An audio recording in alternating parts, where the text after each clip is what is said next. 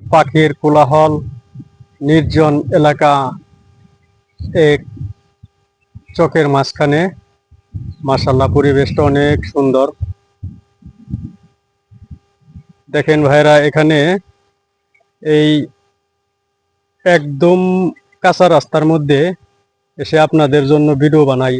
তো আপনারা যদি লাইক কমেন্ট শেয়ার না করেন তাহলে মনে অনেক কষ্ট লাগবে, কারণ এই ফেসবুকের প্ল্যাটফর্মে সবাই এসেছে কিছু না কিছু আশা নিয়ে।